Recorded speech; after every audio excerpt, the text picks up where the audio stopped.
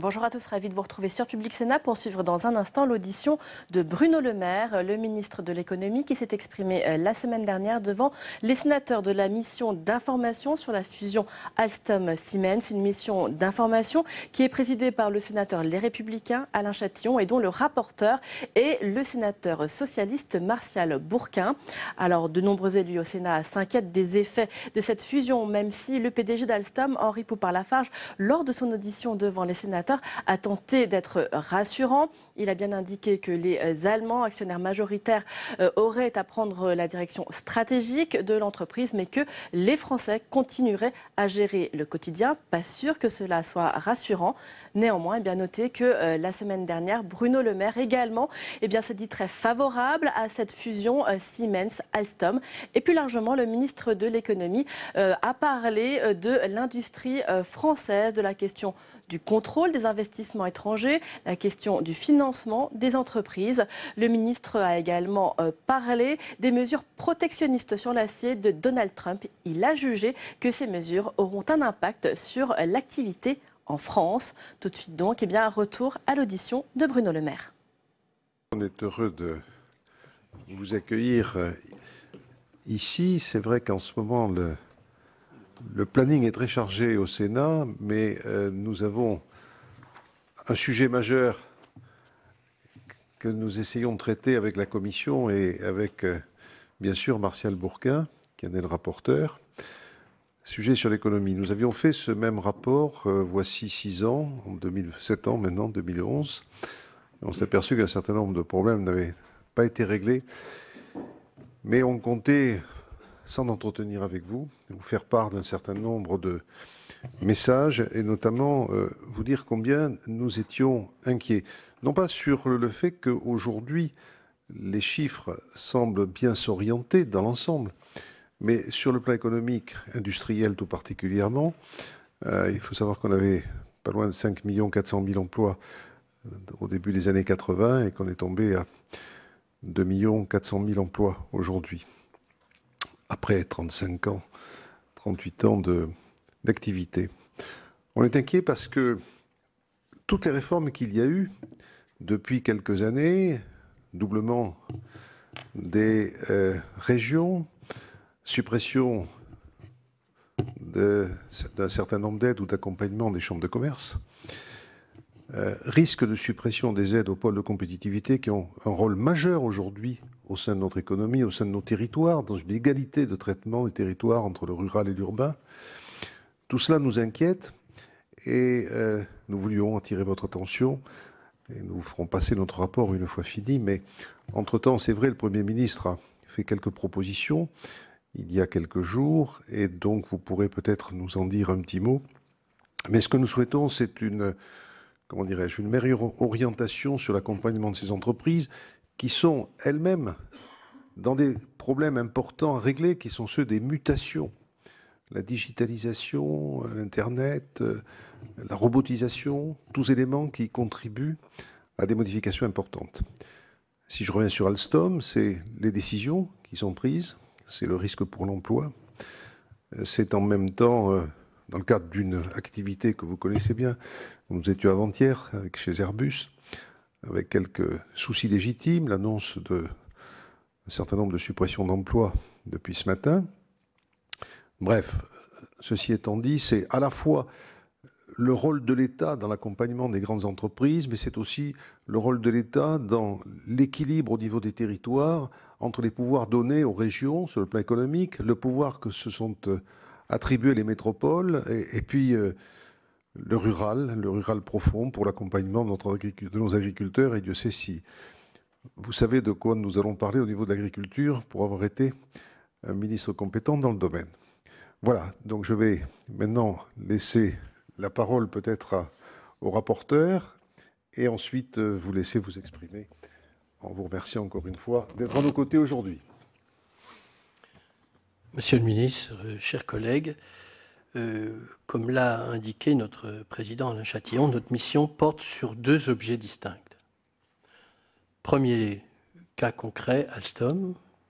Deuxième problématique, la dimension plus prospective et globale sur l'industrie. J'aimerais d'abord vous interroger sur le dossier Alstom. Nous sommes nombreux, pour ne pas dire tous, d'accord sur un sujet. La taille est cruciale dans la mondialisation aujourd'hui, pour nos industries et dans la concurrence européenne et mondiale. Et cela explique pour l'essentiel le rapprochement avec un autre acteur du marché mondial. Mais l'accession à une taille critique ne peut se faire à n'importe quel prix, et notamment au prix de prise de contrôle de certains fleurons industriels par des groupes ou capitaux étrangers. C'est ce qui, malheureusement, est en train de se passer avec Alstom. Dans ce rapprochement, quelle a été la position de l'État français, qui bénéficiait d'un prêt d'action de la part de Bouygues, lui permettant d'exercer des prérogatives de premier actionnaire d'Alstom? Comment l'État est-il, comme actionnaire ou puissance régalienne, intervenu dans ce dossier et quelles considérations l'ont poussé à accepter le principe d'un nouveau groupe à domination étrangère? Monsieur le ministre, une question. Est-ce que nous pourrions avoir l'accord qui a été conclu? Les syndicats ne l'ont pas. La représentation nationale ne l'a pas. J'ai vu que des personnes l'avaient. Et ça nous pose un vrai problème.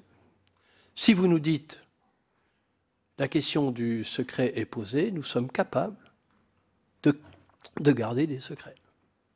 Nous sommes tous dans des organisations élues mais nous voudrions avoir cet accord, soit pour rassurer, mais parce qu'on sait que tout n'est pas terminé, parce que l'Europe doit prendre position. Il y a aussi la levée du décret Montebourg qui doit se faire dans les jours et semaines qui viennent. Comme tout n'est pas terminé, nous pourrions apporter à cet accord peut-être quelques propositions pour justement faire en sorte que les intérêts français soient préservés. 12 sites de production industrielle français sont concernés. 12 sites de production industrielle français, certains dans des grandes agglomérations, d'autres dans des endroits plus ruraux. Et nous avions une réunion ce matin où nous disions « faisons attention ». Il y a certes les métropoles, mais il y a aussi l'ensemble des territoires qui sont irrigués souvent, essentiellement avec l'agriculture et avec cette industrie. Alors, il est à craindre que le risque des décisions futures, en termes d'investissement et d'emploi, ou de localisation des centres de décision et de recherche, ne soit guère favorable aux intérêts français. Est-ce que vous pouvez nous rassurer sur cette question ? Et surtout, le mieux serait de nous donner l'accord pour que nous puissions constater, comme vous, que les intérêts français ont été préservés.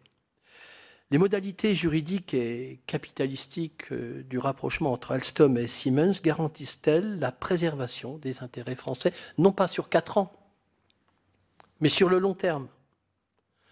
Et vous êtes venu ici, vous avez été interviewé par les sénateurs ou les sénatrices qui vous ont dit leur crainte sur cette question, et vous avez répondu que l'État actionnaire n'avait aucun intérêt à détenir seulement un strapontin dans le capital, mais un pouvoir de contrôle et de propriété du capital ne sont pas systématiquement corrélés. Ce sont vos mots, je pense. On peut être influent sans être majoritaire, en part et en droit de vote. Les accords conclus avec Siemens n'auraient-ils pas pu prévoir, sous la forme des droits de gouvernance spécifiques, des droits de veto permettant à notre pays d'avoir droit au chapitre sur les décisions stratégiques de la future entité Alstom-Siemens, par exemple sur les décisions de fusion, de scission ou d'apport partiel d'actifs, ou encore celles qui prévoiraient le transfert du siège social ou des centres de décision. Voilà une première série de questions, Monsieur le Ministre. Comment les effets du rapprochement avec Siemens ont été pris en considération à la fois pour les sites Alstom et pour les sous-traitants? Je vous ai parlé de 12 sites industriels. Ce sont des centaines de sous-traitants. On dit 1 à 3, 1 à 4 emplois qui sont concernés par le travail effectué dans les sites Alstom. On se souvient des conditions qui avaient été posées lors de la cession de la branche énergie Alstom à General Electric. On peut juger limité dans leur objet et que parfois ne sont pas remplis. On avait parlé d'une prime par chaque emploi qui ne serait pas créé. Où en est-on dans cette amende, excusez-moi, pas une prime, dans cette amende payée lorsque les emplois ne sont pas créés?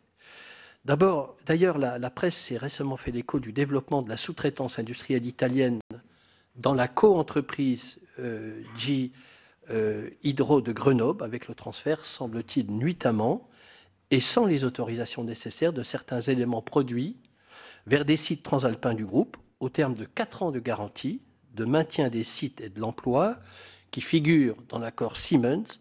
Rien, je dis bien rien, n'assure l'absence de démantèlement des sites de production en France. Par ailleurs, les organisations syndicales au niveau national se sont prononcées contre l'opération, tandis qu'au niveau européen, leur position a été de s'abstenir ou de voter contre. Cette position est-elle de nature à infléchir la teneur de l'accord négocié entre Alstom et Siemens? Et l'État peut-il, le cas échéant, y contribuer? Il semble que des négociations ont lieu entre l'État allemand, Siemens et IG Metall. Lorsque nous étions à Munich, le patronat allemand nous a dit clairement qu'ils avaient des négociations avec leurs syndicats sur ces questions, avec la participation des Länder et de l'État fédéral. Pourquoi de telles négociations n'ont-elles pas lieu en France entre les acteurs français et l'État? Je vous avais demandé la dernière fois si vous aviez l'intention de rencontrer les syndicats français. Vous m'aviez dit oui, et à ce jour, ils ne sont toujours pas rencontrés.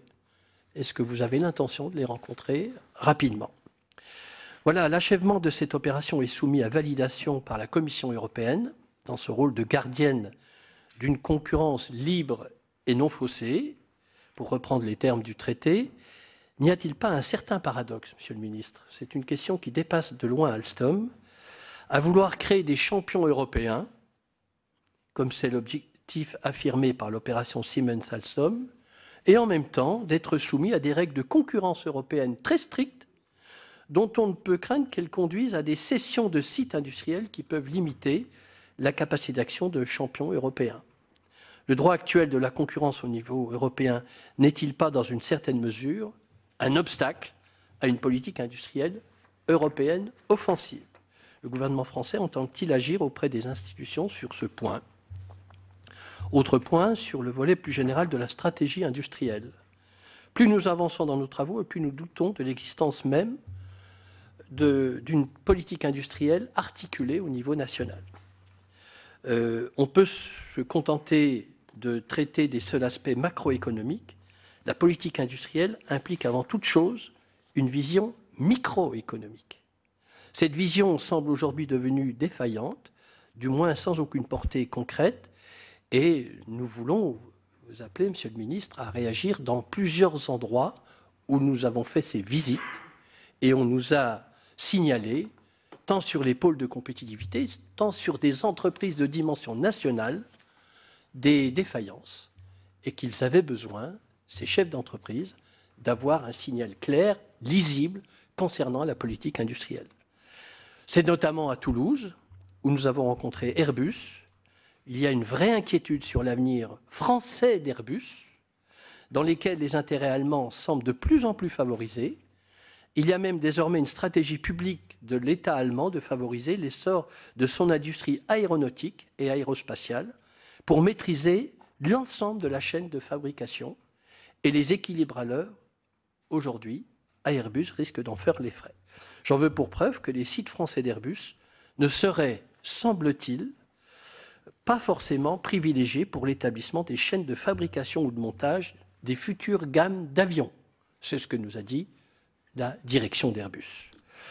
Je souhaiterais aussi que vous évoquiez spécifiquement la question des outils défensifs visant à assurer un contrôle sur les investissements étrangers directs et des moyens de verrouiller la position de certains actionnaires au sein d'entreprises stratégiques.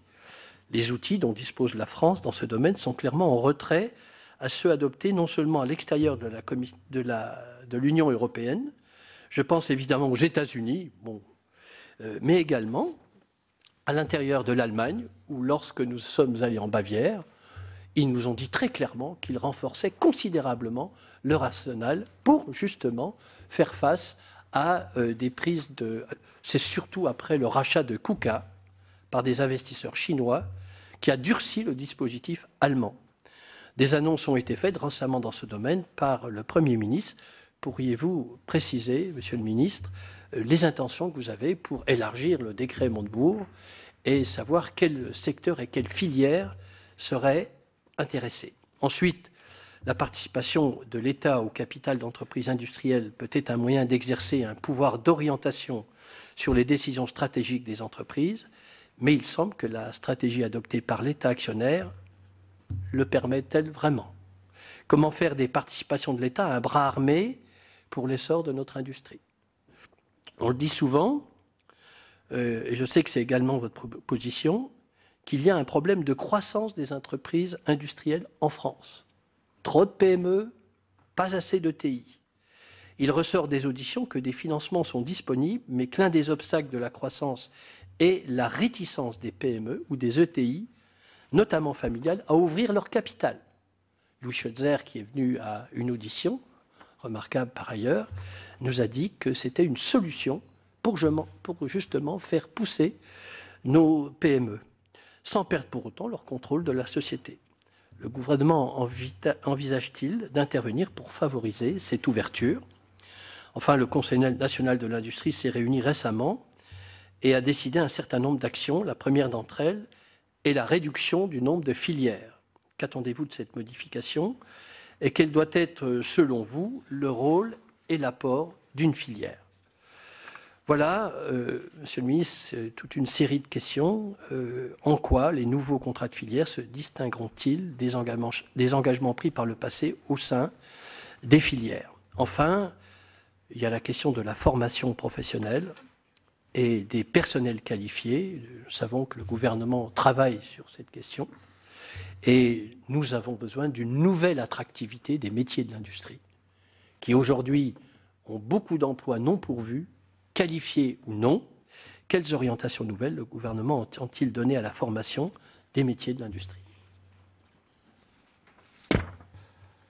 Merci, monsieur le rapporteur. Merci, monsieur le président, pour votre invitation. Et merci, mesdames et messieurs les sénateurs, pour cette audition sur la stratégie industrielle de la France. Je crois entendre les propos liminaires qu'il était plus que temps que je vienne expliquer la stratégie industrielle du gouvernement et du président de la République. Nous avons une stratégie industrielle. Nous avons une stratégie industrielle volontariste.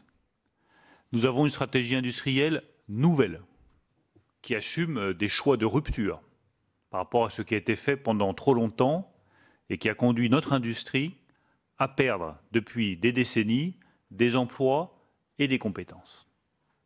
Et je suis venu vous exposer ici un certain nombre de choix qui vont du rapprochement avec des groupes européens jusqu'à la cession d'actifs, jusqu'à l'investissement dans l'innovation de rupture.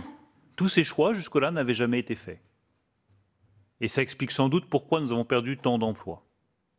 Je pourrais vous dire que l'État va rester le moteur de l'industrie française, que nous allons nationaliser, que nous allons piloter notre industrie.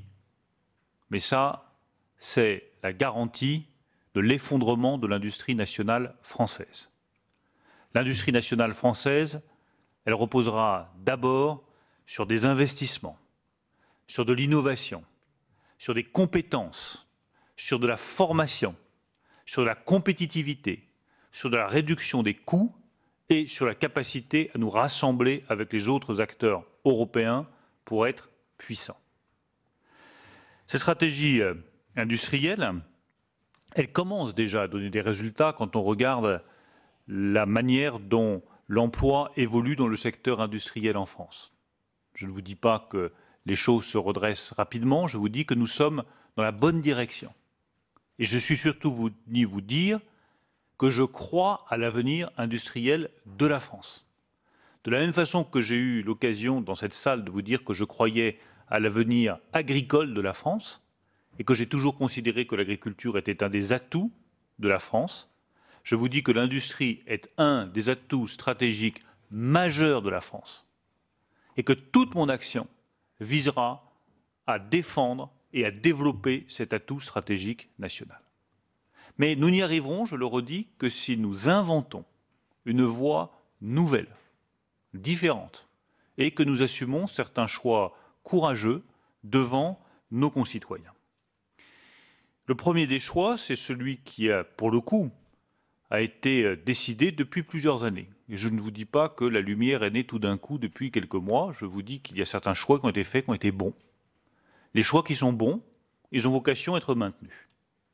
Le choix consistant à réduire les coûts dans notre industrie et à améliorer la compétitivité coût de notre industrie et de notre économie de manière générale, ce choix-là sera maintenu. Et il sera même renforcé en transformant le CICE en allègement de charges pérenne et définitif.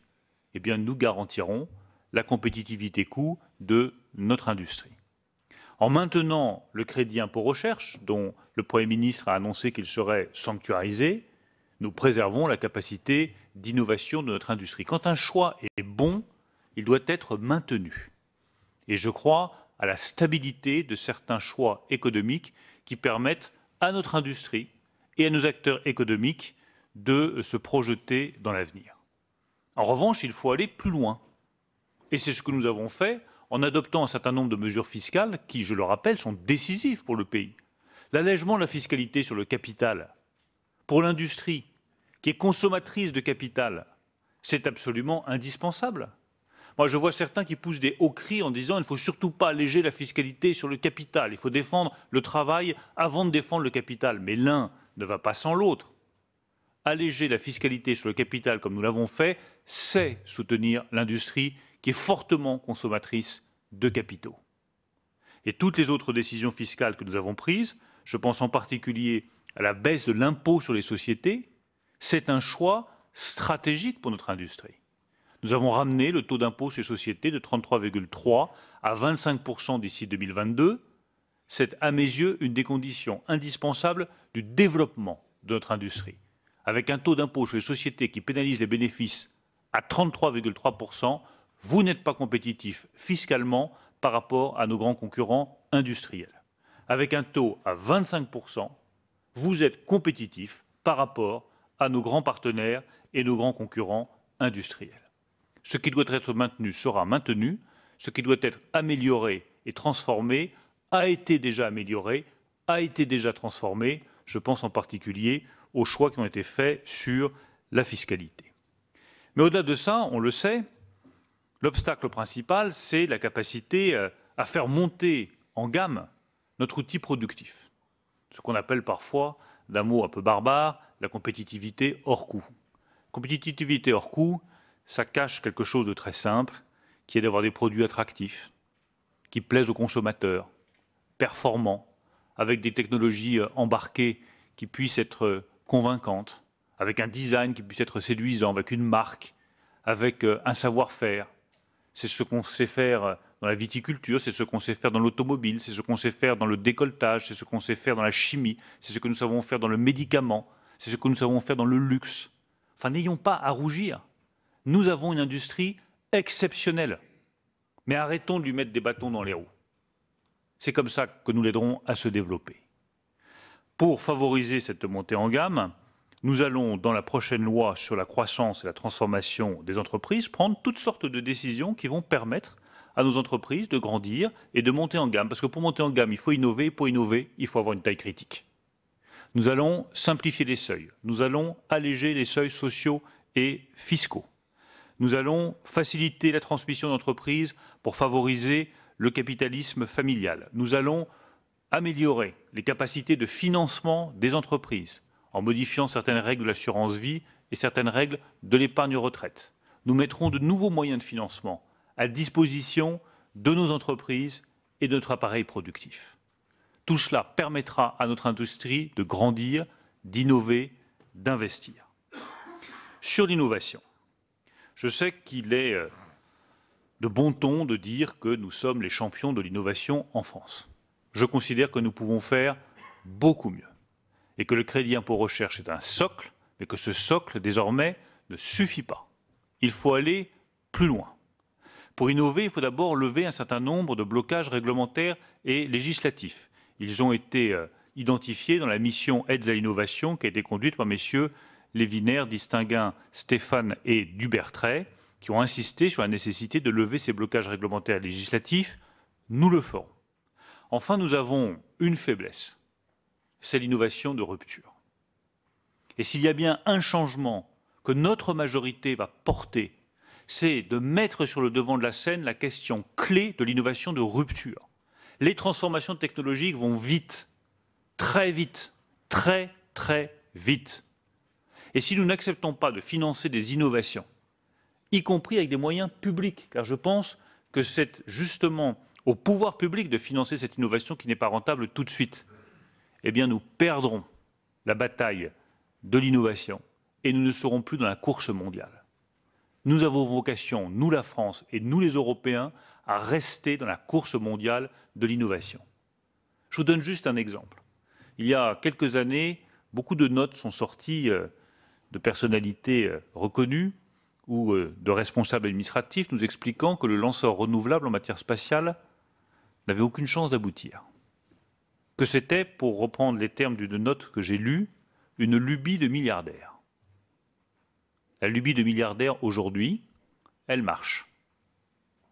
Elle a été aidée par l'État américain, aidée par les installations américaines de la NASA, financée par les pouvoirs publics américains qui acceptent de payer plus cher les lancements institutionnels que les lancements commerciaux, et c'est devenu un rival redoutable pour Ariane 6. Sur l'intelligence artificielle, nous voulons la même chose. Sur le stockage des énergies renouvelables, nous voulons la même chose. Sur le véhicule autonome, nous voulons la même chose.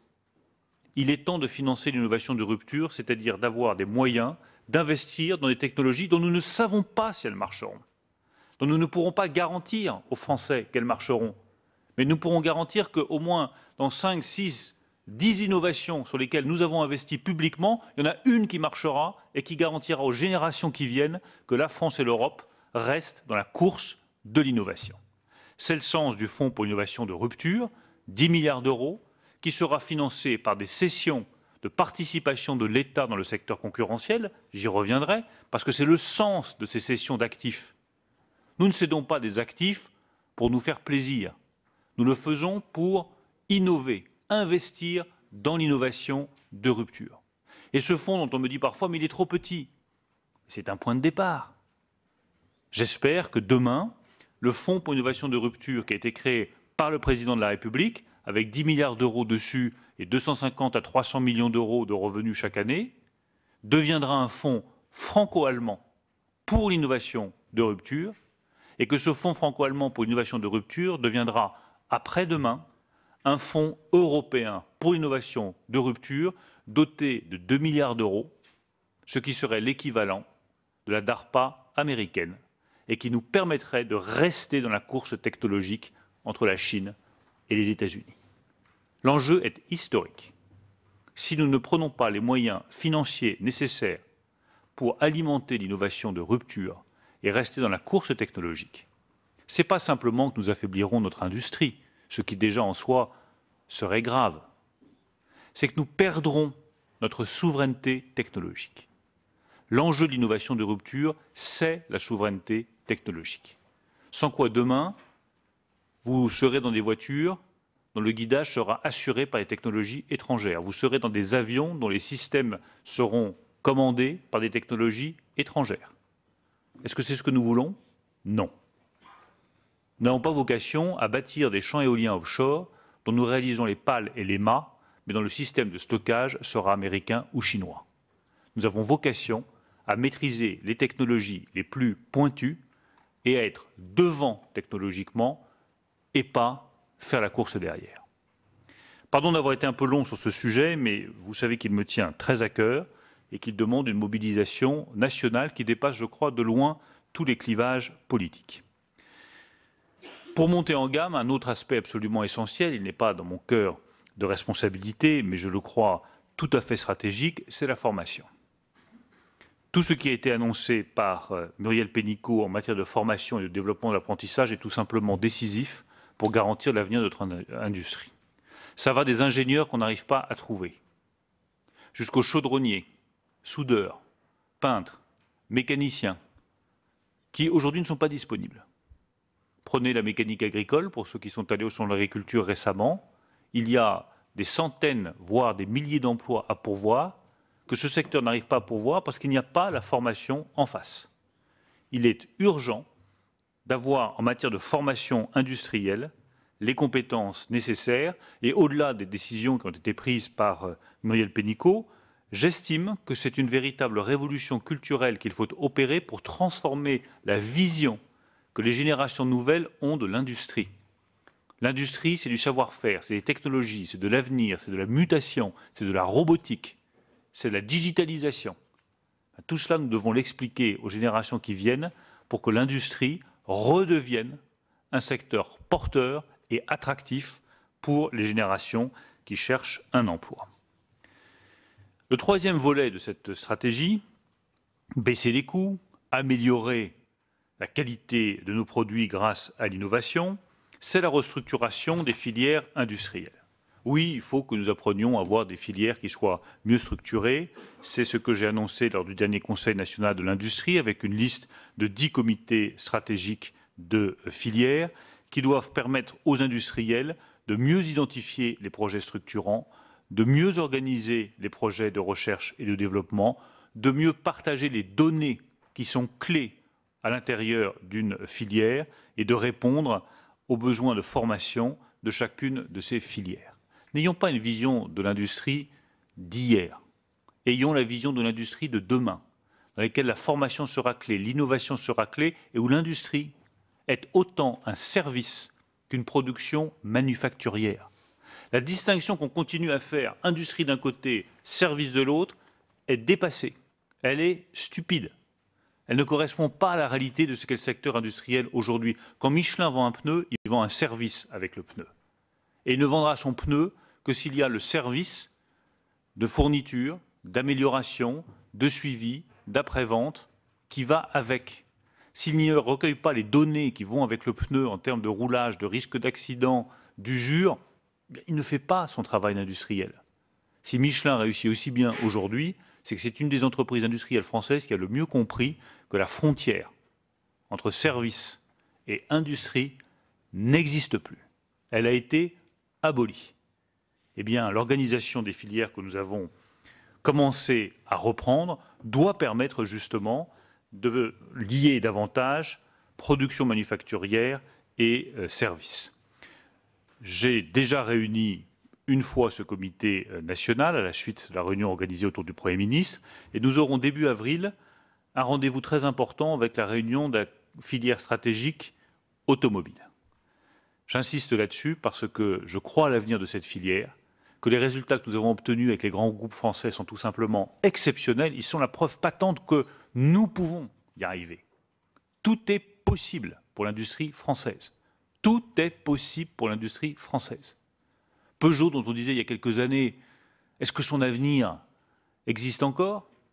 Renault, dont on disait il y a quelques années qu'elle était sur le déclin, sont aujourd'hui des entreprises ultra performantes, qui enregistrent d'excellents résultats, et dont l'un est devenu le premier constructeur mondial. Vous voyez que tout est à portée de main, pourvu qu'on sache s'organiser, se structurer, avoir un cap et avoir une vision. Je n'oublie pas dans cette filière le secteur du diesel, qui est pour moi un sujet de préoccupation majeure. Chacun voit l'effondrement des ventes de véhicules en diesel. Il faut accompagner les sous-traitants.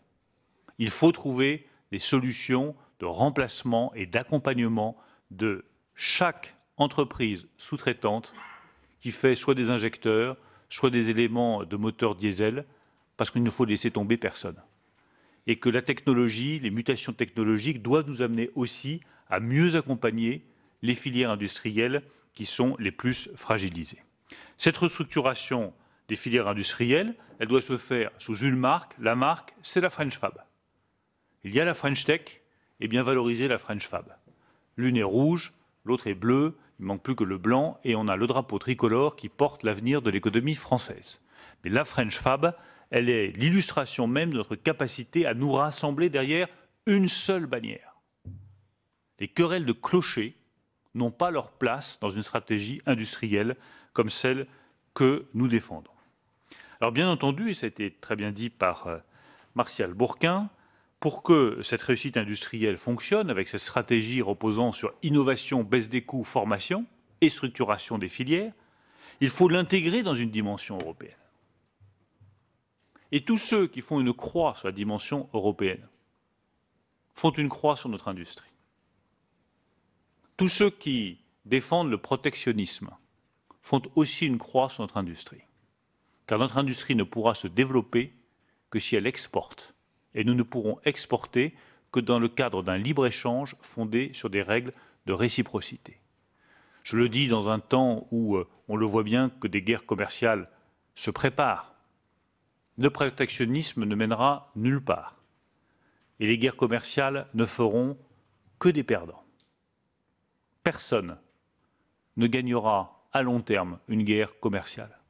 Elle fera des perdants dans les entreprises, elle fera des perdants dans les usines, elle fera des perdants parmi les salariés, parce qu'elle renchérira à long terme les coûts de production, parce qu'elle empêchera cette compétition et cette émulation qui permettent aux produits de s'améliorer pour faire mieux que le voisin. Le libre-échange, de notre côté, ne veut pas dire qu'on ouvre tout grand nos portes ou nos fenêtres. Le libre-échange doit être fondé sur des règles de réciprocité. Un marché est ouvert en France, il doit être ouvert chez nos concurrents étrangers. Nous demandons des règles environnementales à nos producteurs industriels, elles doivent s'appliquer aussi aux producteurs industriels dont nous importons les produits, sauf à mettre des règles tarifaires qui compensent ces règles environnementales. C'est ça le libre-échange auquel je crois. Un libre-échange fondé sur de strictes règles de réciprocité. Ce qui suppose évidemment que l'Europe soit capable de mieux se défendre. Nous proposons un projet de directive qui permettra de contrôler les investissements étrangers en Europe. Martial Bourquin y a fait allusion. L'affaire KUKA aurait dû marquer le réveil de l'Europe en matière de défense de ses intérêts industriels. KUKA, le leader du robotique mondial, racheté par un investisseur chinois financé par des aides d'État, alors que ces aides d'État ne sont pas autorisées ni en Allemagne, ni en France, ni en Europe. Eh bien, je souhaite que le projet de directive sur lequel l'Union européenne aujourd'hui travaille inclut la possibilité de dire non à un investissement qui serait financé par des aides d'État qui ne sont pas autorisées en Europe. Ça s'appelle la réciprocité, et c'est à cette réciprocité-là que je crois. Au niveau national, le Premier ministre l'a annoncé, je vous confirme que dans le cadre de la loi sur la croissance et la transformation des entreprises, le pacte, nous renforcerons le régime de contrôle des investissements étrangers en France. Nous élargirons le champ du contrôle à de nouveaux domaines comme l'espace, le stockage de données, l'intelligence artificielle, les semi-conducteurs. Dans les entreprises qui sont stratégiques pour la nation française, nous créerons la possibilité d'actions spécifiques, des actions qui permettent à l'État d'intervenir si besoin est pour protéger nos intérêts stratégiques. Nous améliorerons la stabilité du capital des entreprises cotées, notamment en prévoyant des mesures pour développer l'actionnariat salarié, qui est une des meilleures réponses aux risques qui peuvent peser sur une entreprise. Quand il y a un actionnariat salarié puissant, c'est sans doute la meilleure protection pour une entreprise stratégique. Nous améliorerons le fonctionnement opérationnel de notre dispositif de veille et de détection des menaces qui peuvent peser sur nos entreprises stratégiques. Nous le ferons au niveau du ministre de l'économie et des finances, mais nous le ferons aussi au plus haut niveau, avec la tenue régulière de conseils de défense et de sécurité nationale sur les questions économiques autour du président de la République. Enfin, nous renforcerons les dispositifs d'injonction et de sanctions, avec des sanctions complétées pour mieux répondre aux défauts de demande d'autorisation et de non-respect des conditions fixées lors d'une autorisation. Donc vous voyez que c'est tout un arsenal dont nous nous dotons au niveau national pour pouvoir protéger nos intérêts stratégiques. Je dis à tous ceux qui s'inquiètent parfois de ce renforcement, notamment aux acteurs de la French Tech, qui n'ont pas d'inquiétude à avoir. Ce ne sont pas des barrières que nous mettons, c'est des capacités de contrôle. Plus on est ouvert, plus il faut être en mesure de se protéger. C'est parce que la France est attractive, qu'elle veut avoir le maximum d'investisseurs, qu'elle doit être en mesure de protéger ses entreprises stratégiques. Il n'y a pas d'opposition, mais de la complémentarité entre l'ouverture à la mondialisation et aux investisseurs étrangers d'un côté et la protection réelle, effective, efficace de nos intérêts stratégiques au plus haut niveau. C'est la politique que nous voulons mener avec le Premier ministre et avec le Président de la République.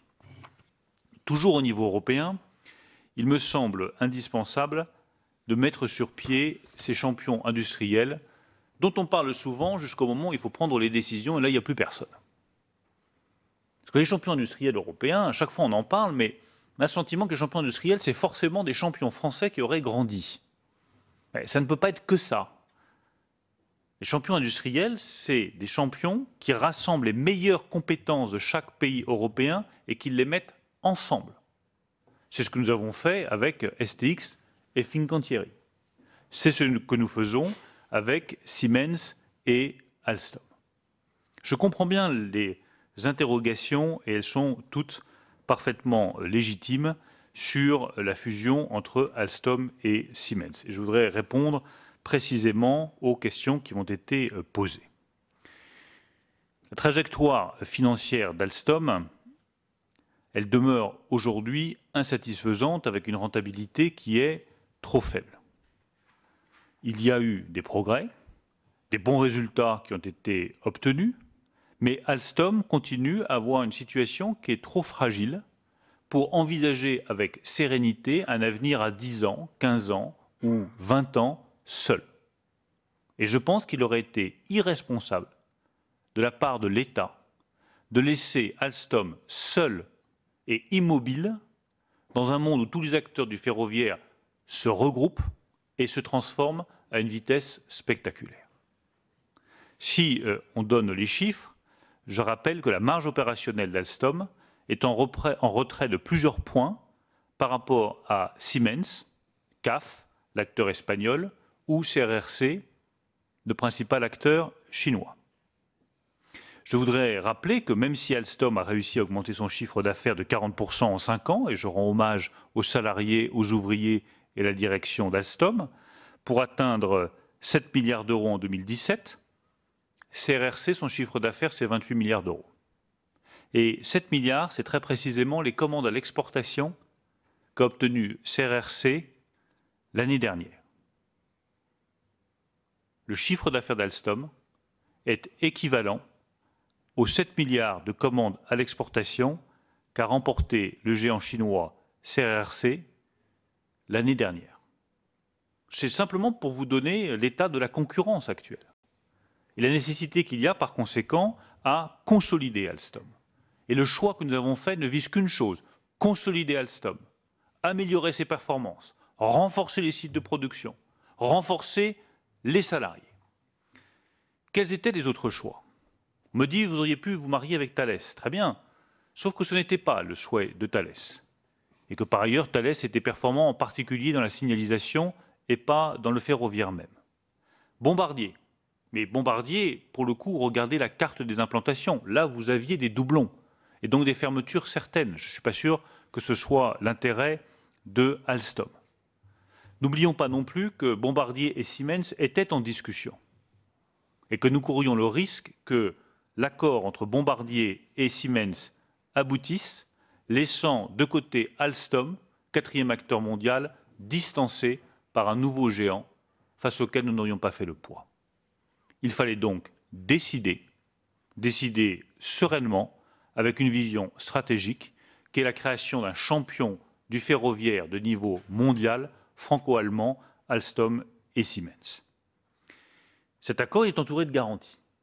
Et je tiens à redire les garanties qui ont été données en termes d'emploi, en termes de préservation des sites ou en termes de direction de l'entreprise. Vous voulez avoir accès à cet accord?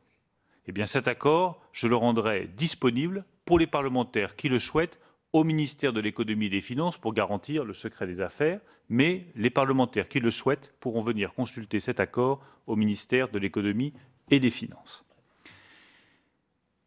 Un mot enfin sur la question qu'on me pose très souvent de l'option d'achat. Et je vais rentrer un tout petit peu dans la technique pour que chacun voit bien de quoi il s'agissait. L'État ne pouvait pas exercer son option d'achat pour réaliser un gain certain. J'entends des bruits sur ce sujet-là qui sont totalement inexacts. L'État disposait d'une option d'achat à 35 € pour 20% du capital, soit 1,5 milliard d'euros, jusqu'au 6 octobre 2017. Avant l'annonce de l'opération de rapprochement le 20 septembre 2017 entre Alstom et Siemens, le cours de l'action Alstom n'a jamais dépassé les 32 €. Donc on pouvait exercer notre option d'achat à 32 € avant que l'annonce de l'opération soit faite. Nous aurions perdu 3 € par action, soit environ 150 millions d'euros. Moi, je veux bien qu'on dilapide l'argent du contribuable, mais ça ne me paraît pas être la fonction du ministre des Finances. Après l'annonce, on est à 35,8 €. Cours de l'action a augmenté en raison de l'annonce de la fusion avec Siemens. Mais si, à ce moment-là, l'État français avait exercé son option d'achat, nous aurions fait échouer l'opération de rapprochement entre Siemens et Alstom qui avait valorisé l'action, et donc l'action se serait effondrée le lendemain. Donc c'était irresponsable industriellement, puisque nous condamnions le rapprochement entre Siemens et Alstom, et c'était stupide financièrement, puisque nous aurions perdu, au bout du compte, beaucoup d'argent. Exercer cette option d'achat après l'annonce du rapprochement, c'était faire rater l'opération et faire chuter le cours. L'État se serait retrouvé alors avec 20% du capital acheté à plus de 35 € avec un cours qui serait sans doute retombé en dessous des 30 €. On aurait donc dilapidé l'argent des Français. Je rappelle d'ailleurs qu'au 7 mars, le cours est retombé à 33 € à la date d'hier très précisément.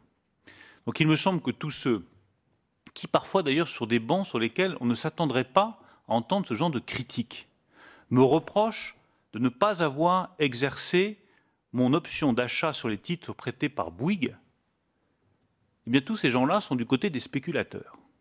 Et je suis parfois surpris de voir des spéculateurs sur des bancs sur lesquels on ne s'attendrait pas à les trouver. Moi, je ne suis pas un spéculateur. Je suis comptable de l'argent des Français et responsable d'une stratégie industrielle. Je ne me livre pas aux opérations de spéculation auxquelles certains voudraient m'inviter. Voilà les éléments que je voulais vous donner pour répondre précisément à toutes les questions qui m'ont été posées. Je serais très heureux de répondre à toutes les questions complémentaires. Je voudrais juste insister sur le message clé de mon intervention. Je crois à l'avenir de l'industrie française. Et je suis convaincu que nous avons devant nous de magnifiques perspectives. Je pense que cette industrie française reposera d'abord sur des compétences et sur de l'innovation. Et que tout ce que nous faisons sur la formation et l'apprentissage est clé, tout ce que nous faisons sur l'innovation et l'innovation de rupture est absolument décisif. Je ne crois pas à cette idée un peu saugrenue qu'il y aurait une industrie de demain qui serait en opposition totale à l'industrie d'hier. Je pense que l'industrie de demain, c'est tout simplement l'industrie d'hier qui se transforme radicalement. Mais ne jetons pas aux orties des outils industriels, des sites, des compétences qui doivent surtout se transformer. Prenez des exemples concrets plutôt que des références théoriques. Quand vous allez dans la vallée de l'Arve et que vous regardez les usines de décolletage, elles ont plus d'1 siècle d'existence. Elles sont à la pointe des technologies. Elles intègrent la numérisation, la robotisation la plus développée, l'intelligence artificielle au niveau le plus pointu. Mais elles étaient là il y a 150 ans. On n'a pas mis la clé sous la porte du décolletage pour inventer quelque chose de neuf. On a radicalement modernisé le décolletage pour en faire un site industriel et un segment industriel extraordinairement performant. Regardez la Cosmetic Valley, c'est la même chose. Ce sont des industries qui ont des décennies, voire des siècles d'existence, mais qui se poursuivent. Regardez l'automobile. C'est une tradition qui, elle aussi, a plus d'1 siècle en France.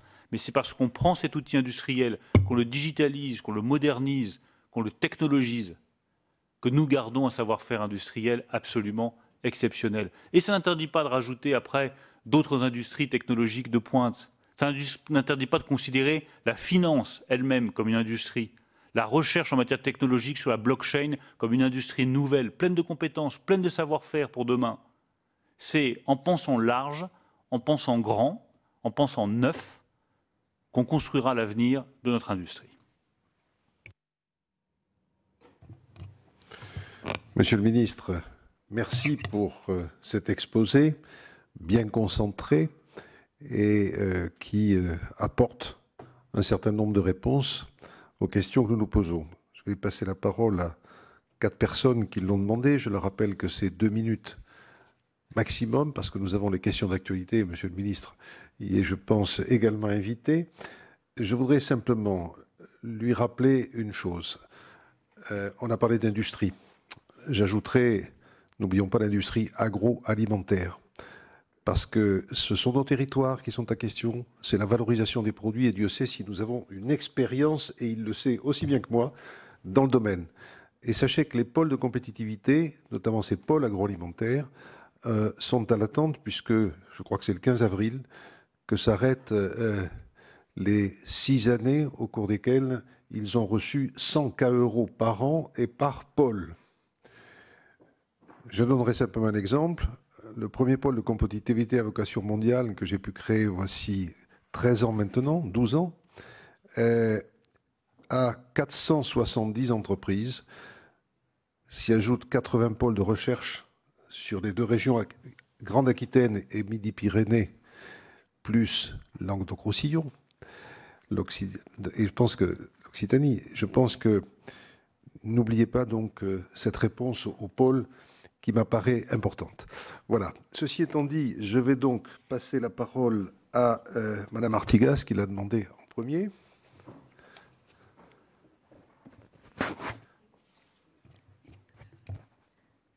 Oui, Monsieur le Président, merci.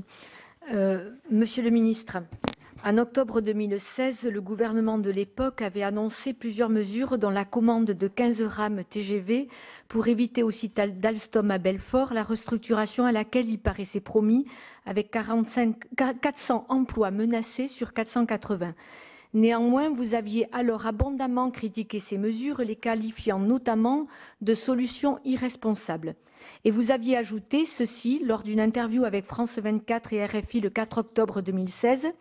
Je vous cite, « Je considère que depuis le début, l'État actionnaire aurait dû libérer les capacités de production industrielle d'Alstom, alléger les charges qui pèsent sur l'industrie, simplifier davantage les règles du droit du travail, simplifier les normes pour permettre à Alstom de se développer et de maintenir son site à Belfort. » Vous ajoutiez, « L'État n'a pas joué son rôle d'État actionnaire, ça nous a amené à cette situation. J'aimerais que demain, l'État actionnaire soit un tout petit peu plus prévoyant pour ne pas nous sortir des solutions irresponsables. » J'aurais 2 questions à vous soumettre, Monsieur le Ministre. Pour moi, il ne faut pas confondre une politique qui libère les capacités de production et le rôle d'un État actionnaire, même minoritaire, garant de la stabilité des entreprises sur nos territoires. Tout dépend, je crois, du sens que l'on donne à l'expression État actionnaire. Alors, quelle est exactement votre conception de l'État actionnaire? Ma deuxième question, vous estimez donc que l'État n'a pas joué alors son rôle d'État actionnaire? Maintenant que vous êtes ministre de l'économie et des finances, quelle doit être selon vous la stratégie qu'il doit adopter dans les entreprises actionnaires, indépendamment de la politique de libérale de production des entreprises? Merci. Valérie Létard. Merci, Monsieur le Président.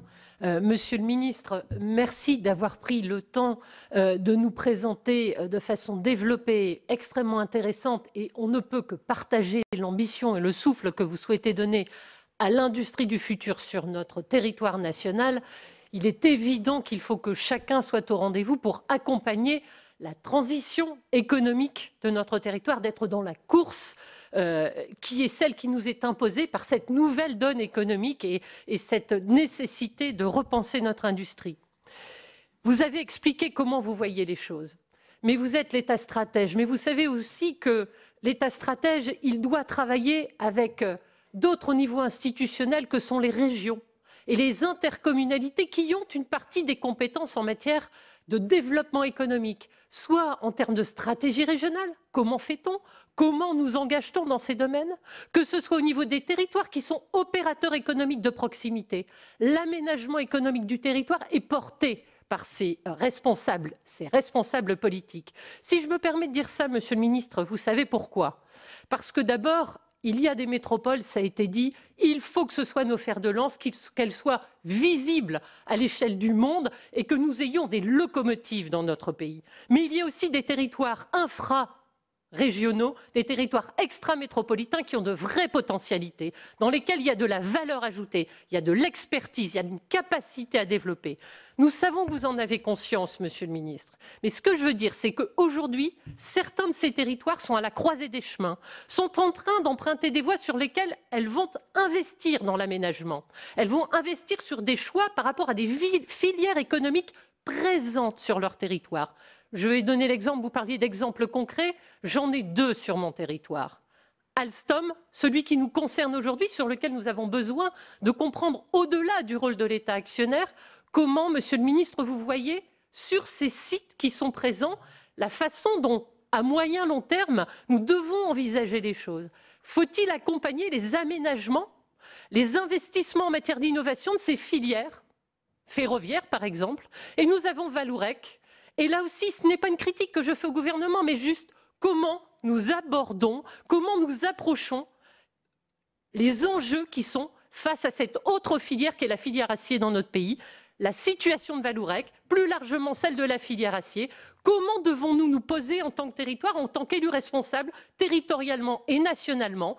Si demain ce n'est pas quelque chose qu'il faut soutenir de la même manière, comment travaillons-nous ensemble à l'évolution, à la mutation, à la diversification? Comment accompagner les salariés? Comment travailler en transparence et en vérité? Et comment attendre aussi des partenaires industriels qui sont ceux-là, eh bien qu'ils nous disent aussi la vérité sur leurs intentions? Nous comptons sur vous, Monsieur le Ministre, pour être aux côtés des territoires, l'État, celui qui va construire les éléments de la transparence et de l'engagement collectif pour accompagner ces mutations de filière. Mais on a besoin de travailler en confiance, tous ensemble, et d'avoir des industriels qui nous disent les choses. Alors, il reste 4 intervenants. Je leur demande vraiment 1 minute parce que sinon, nous ne serons pas aux questions d'actualité et le ministre sera très gêné pour vous répondre dans le temps qui restera. Donc, Monsieur Gay. Merci Monsieur le Président, Monsieur le rapporteur, Monsieur le Ministre, moi aussi je suis très heureux de vous rencontrer parce que je vous interpelle régulièrement sur un certain nombre de questions industrielles. On n'a pas eu encore le temps d'échanger, mais je vous le dis publiquement, je suis disponible pour échanger avec vous. Et moi je pense que vous avez une vision stratégique industrielle. On n'a pas la même, mais c'est aussi ça le débat. Bon, comme j'ai 1 minute, je me consacre que sur une question sur Alstom. On a rencontré beaucoup de monde. J'étais avec monsieur le rapporteur et mon collègue Claude à Munich. On a vu plusieurs fois monsieur Poupart-Lafarge 2 fois. Tout le monde nous a bien expliqué le schéma, le montage financier de cette opération. On nous a d'abord parlé de mariage entre égaux, puis on est revenu, fusion, absorption, certaines disent donation. Bon, moi je voudrais savoir quel rôle clé a joué l'État. La direction de Siemens nous a dit, nous, le gouvernement allemand, au plus haut niveau, nous a donné le feu vert. On l'a dit comme ça. Il ne nous a pas dit qui exactement, mais on a eu le feu vert. Donc je voudrais savoir si, globalement, l'État français aussi a joué un rôle majeur dans cette opération. J'ai bien entendu que vous mettez à disposition l'accord. Et notre crainte, pourquoi il y a une crainte, et j'en finis, c'est parce qu'on a du mal à voir la stratégie industrielle derrière. Est-ce qu'on va privilégier le TGV ou l'ISE? C'est une vraie question.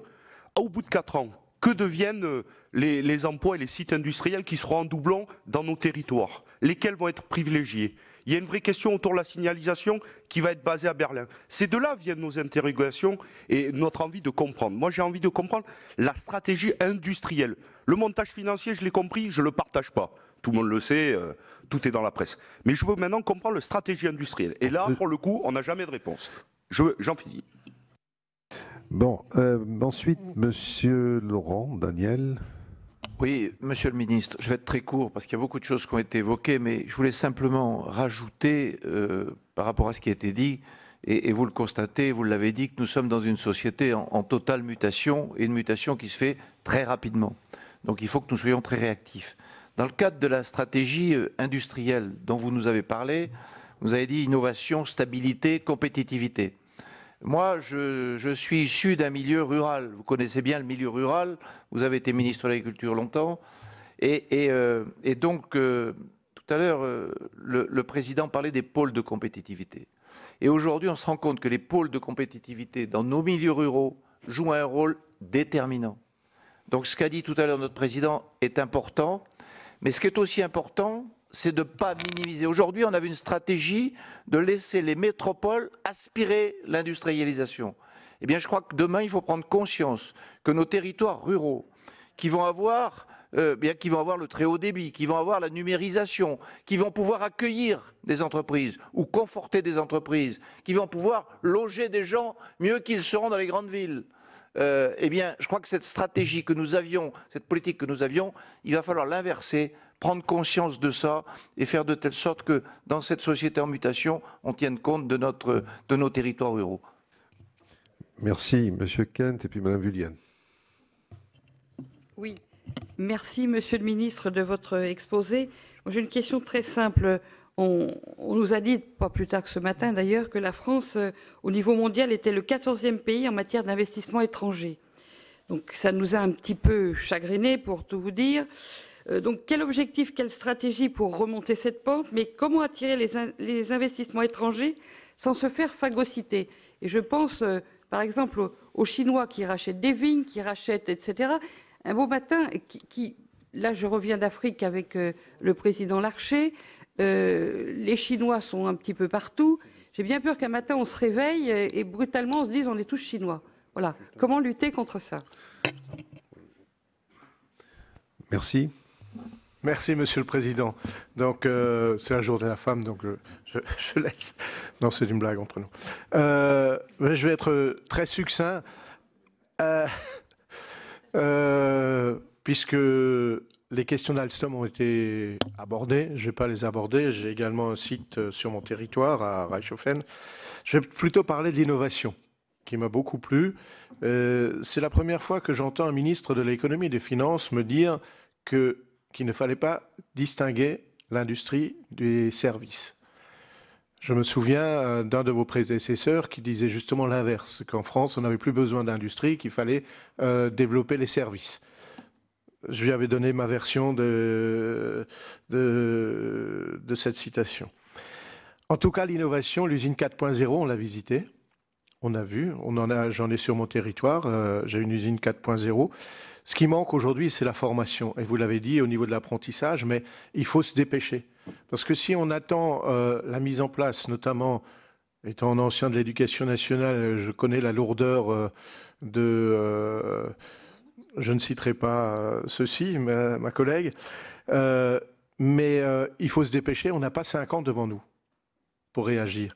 Donc au niveau de l'apprentissage, formation, emploi, la vision des métiers dont vous avez parlé, il faut faire très très vite parce que l'industrie n'attend plus, l'industrie se développe.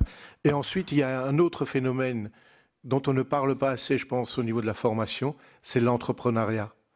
Nous devons inculquer cette manière de vivre aujourd'hui, cette manière de travailler, cet entrepreneuriat et la prise de risque. Ça aussi, nous sommes très frileux en France, la prise de risque. Et donc, j'aimerais qu'on développe ça au moment du projet de loi formation. Oui, Monsieur le Ministre, vraiment quelques remarques. Merci d'avoir mis à notre disposition l'accord. Il aurait fallu commencer par là, ça aurait été beaucoup plus simple. Je pense que vous devez rencontrer les syndicats. Ils le demandent avec beaucoup d'empressement. C'est important. Il faut que... Sachez que sur la volonté de créer un champion européen, il n'y a pas de problème entre nous. C'est les conditions dans lesquelles se fait ce rapprochement. Ce matin, on nous a parlé d'une prise de contrôle, c'est le mot, par le groupe Siemens du groupe Alstom. Et lorsqu'on va relire l'accord, on regardera très précisément s'il y a justement des défenses, s'il y a des possibilités, au cas où il y aurait des menaces sur un site, de pouvoir intervenir. Dernière chose, ce qu'on a ressenti à Toulouse, vous avez développé une conception de l'industrie qui est intéressante. Mais en même temps, il y a besoin de réponses concrètes. S'il n'y a pas de réponse concrète, par exemple, vous voyez sur Airbus, le fait de fabriquer entièrement un aéronef en Allemagne, ça change beaucoup de choses pour la production en France. Et sur les pôles de compétitivité et tout cela, il faut des réponses concrètes, c'est-à-dire que le macro soit avec le micro et que les territoires sachent à un moment donné où ils mettent les pieds, s'ils ont la possibilité de se développer ou pas. Dernière chose, mais alors vraiment c'est concernant, je crois que vous avez fait une erreur entre la fiscalité du capital et les impôts de production. Je pense que les impôts de production, quand on les supprime, aident à vraiment développer la production et la valeur ajoutée. L'impôt sur le capital, je pense qu'une bonne partie va dans les Panama Papers, hein, je pense. Merci. Merci, Monsieur le Président. Monsieur le rapporteur, je vais commencer tout de suite par vos questions. Sur la fiscalité sur le capital, moi je maintiens qu'il est indispensable de l'abaisser si on veut des investissements dans des entreprises hautement capitalistiques. Mais sur les impôts de production, je reste convaincu qu'ils pénalisent la compétitivité de notre industrie. Donc nous avons lancé le travail d'examen de tous les impôts de production qui pèsent sur les entreprises, notamment industrielles, en France. C'est la première fois que cet examen-là est fait et nous en tirerons les conclusions. Je pense que c'est indispensable, désormais, de regarder l'état de ces impôts de production et de voir quelles réponses nous pouvons y apporter. Ils sont trop lourds et ils nuisent à la compétitivité de notre industrie. S'agissant des pôles de compétitivité et de la ruralité, cher Alain et cher Daniel Laurent, à laquelle vous savez que je suis très attaché. Moi, je rappelle, sans vouloir rappeler des souvenirs d'anciens combattants, que nous avons créé avec Dominique de Villepin, quand je travaillais avec lui, les pôles de compétitivité. Donc je suis particulièrement attaché à ces pôles de compétitivité. Pour moi, il n'est pas question de les affaiblir. Au contraire, je pense qu'il faut les renforcer, les rassembler, faire en sorte qu'ils soient les plus opérationnels possibles et les plus efficaces possibles. Mais je crois à cette politique des pôles de compétitivité. Je vais rassembler ensuite un peu les questions pour vous permettre et me permettre d'être à l'heure aux questions d'actualité, mais certaines questions, enfin toutes d'ailleurs, sont particulièrement importantes et stratégiques. D'abord sur Alstom, réponse très concrète. Je vous redis que vous pourrez consulter l'accord au ministère de l'économie pour les parlementaires qui le souhaitent.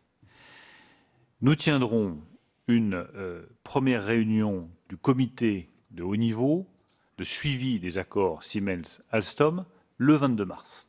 Et je présiderai moi-même, comme je m'y étais engagé, je tiens toujours mes engagements, ce premier comité à haut niveau. J'aurai donc l'occasion de rencontrer à nouveau la direction, Henri Poupart-Lafarge et Joe Kaiser, le président de Siemens, et des syndicats. Mais je ne fuis jamais mes responsabilités. Je crois à cet accord entre Siemens et Alstom, je présiderai le comité de suivi à haut niveau et je veillerai au respect des engagements qui ont été pris sur l'activité, sur l'absence de départ contraint, sur le niveau d'emploi global, sur le niveau d'investissement en recherche et développement en France. Tous ces engagements-là devront être tenus et je veillerai personnellement à ce qu'ils soient respectés. Je précise d'ailleurs sur les questions qui ont été posées, notamment par M. Guay, sur le risque de doublon. Non. prenez le temps pour en discuter si vous le souhaitez, de comparer les technologies d'un ICE et les technologies d'un TGV. Ce ne sont pas les mêmes. Ce sont des technologies très différentes, avec notamment le placement des moteurs qui n'est pas la même façon sur les rames. Donc on peut en parler très longuement, mais ce n'est pas les mêmes technologies, il n'y a pas de doublon. Et je rappelle accessoirement que contrairement à Bombardier, enfin, vous me demandez des propos concrets, vous avez parfaitement raison, Siemens n'a pas un seul site de production en France, dans le secteur du ferroviaire. Donc là, il n'y a pas de doublon. S'il y avait eu un accord avec Bombardier, ça aurait été très différent.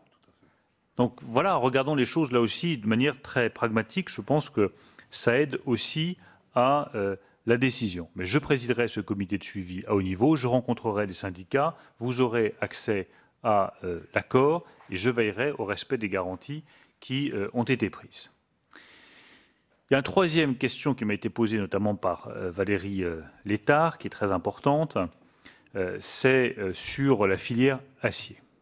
Il ne faut pas se cacher, Valérie Létard a dû partir, mais que les décisions prises par l'administration américaine sur les tarifs de l'acier et de l'aluminium auront un impact direct sur nos activités en France et en Europe. Augmenter de 25% le tarif de l'acier et de 10% le tarif de l'aluminium, ça va conduire à des surcapacités qui ne pourront pas aller vers les États-Unis, qui iront vers l'Europe, qui feront baisser les cours et qui auront donc un impact sur notre outil de production.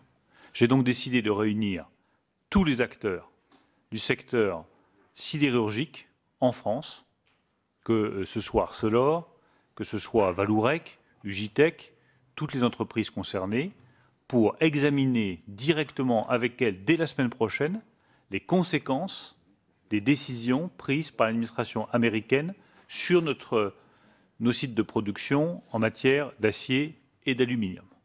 Ça nous permettra aussi d'engager une discussion avec la Commission européenne, chiffres à l'appui, sur les mesures de réponse qui sont nécessaires. Et je rappelle que le président de la République effectuera un déplacement à Washington les 23 et 24 avril prochains. Inutile de vous dire que cela risque d'être à l'ordre du jour des discussions. S'agissant de l'État actionnaire, c'est une question très importante qui m'a été posée tout à l'heure. Nous devons redéfinir la place de l'État dans l'économie. Le rôle de l'État actionnaire, c'est d'abord celui des services publics. Je crois profondément aux services publics. Je pense que la SNCF est un magnifique service public. Et quand on croit aux services publics, eh bien, on prend les décisions nécessaires pour les transformer, leur permettre de réussir face à l'ouverture de la concurrence et surtout de rendre un meilleur service aux clients. Parce que les usagers de la SNCF sont des clients qui ont le droit à un service de qualité.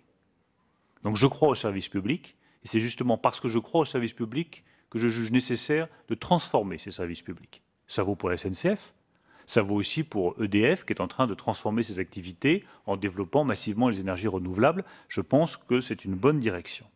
En deuxième lieu, l'État actionnaire doit être présent dans des secteurs stratégiques où notre souveraineté est en jeu.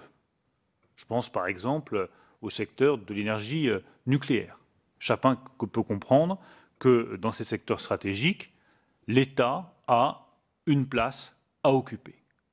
Enfin, je pense que le rôle de l'État actionnaire, c'est aussi de garder une capacité d'intervention lorsque des déséquilibres sont manifestes et qu'il doit réagir face à des décisions du secteur privé qui seraient injustes ou iniques. Je pense que ça fait partie aussi du rôle de l'État actionnaire. Mais pour le reste, ce n'est pas le rôle de l'État que de recueillir régulièrement des dividendes au lieu d'investir dans l'avenir des Français. Donc je vois que cela occupe aujourd'hui le devant des médias. Je veux dire très clairement que oui, nous demanderons prochainement les autorisations législatives nécessaires pour faire un certain nombre de cessions d'actifs de l'État.